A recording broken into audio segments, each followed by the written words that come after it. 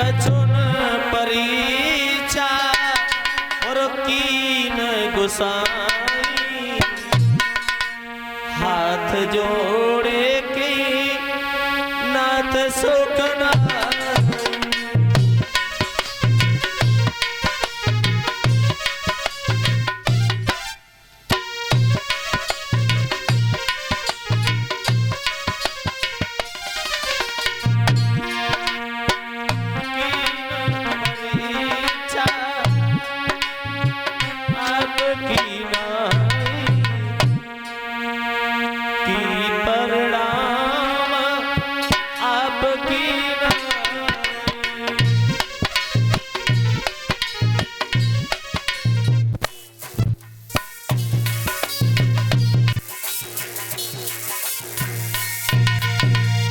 बोली मैया मैंने कुछ नहीं कहा, कछुन परीक्षा कीन गुसाई, कीन प्रणाम आपकी नाई।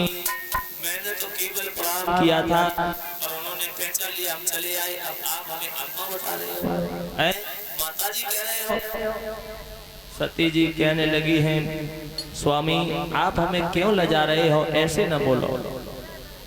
तो आज दोनों कैलाश पर्वत पर बैठे हुए हैं और कैलाश पर्वत पर मैया मुंह लटकाए बैठी, भोले बाबा समाधि में लीन हो गए।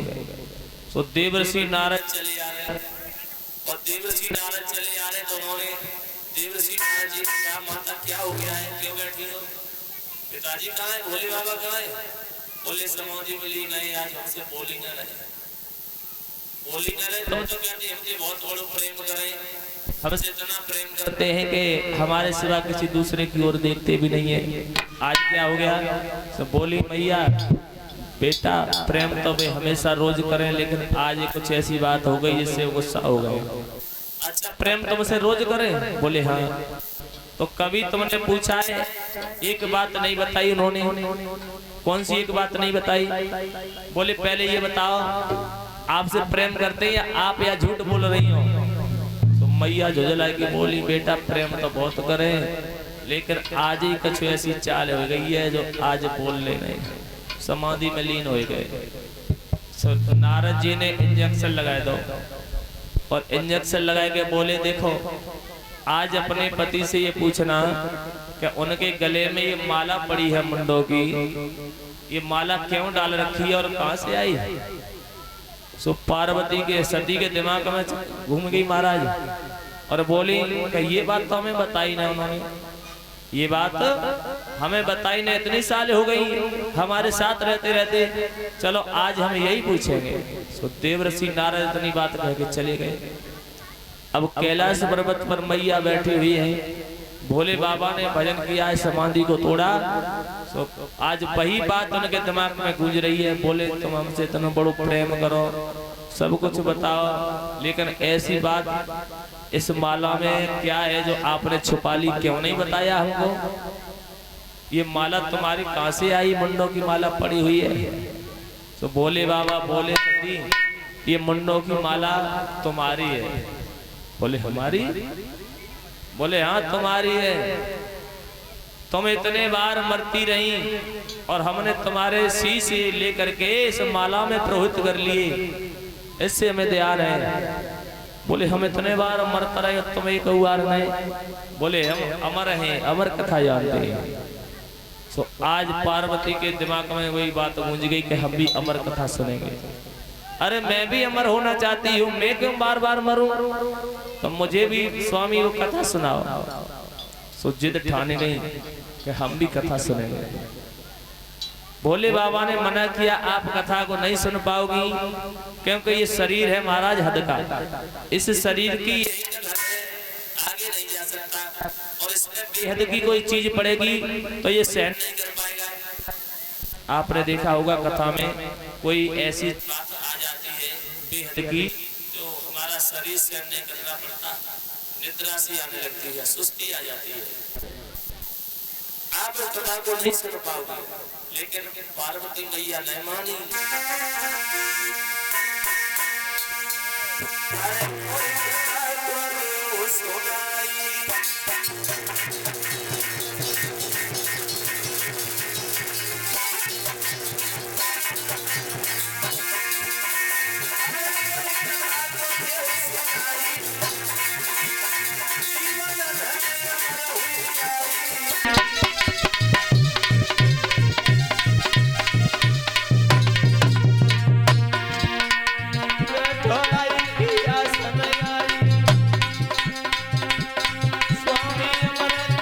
धरी जाए।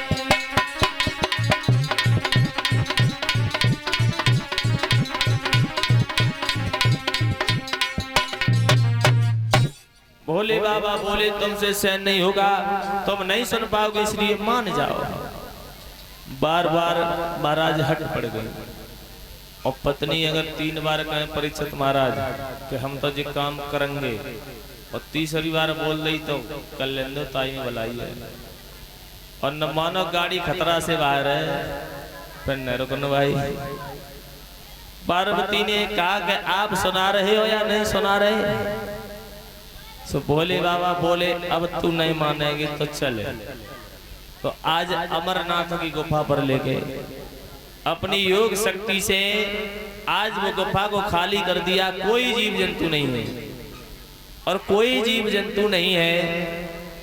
बताया गया है कि वृक्ष के नीचे आसन लगाया है और पार्वती से कहा है पार्वती आप देखो हुंकरा देती रहना, हम कथा को सुनाएं तो हमें कैसे मालूम पड़ेगा कि आप कथा सुन रहे हो, इसलिए आप हुंकरा देती रहना और हम समझ जाएंगे कि आप कथा को सुन रही हैं। तो पार्वती बैठ गई, बोली स्वामी हम हुंकरा देते रहेंगे।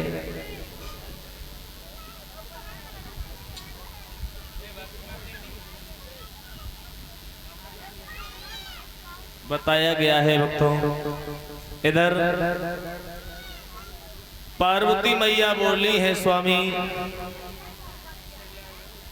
हम हुंकरा देते रहेंगे लेकिन आप कथा को सुनाओ, हम अमर होना चाहते हैं।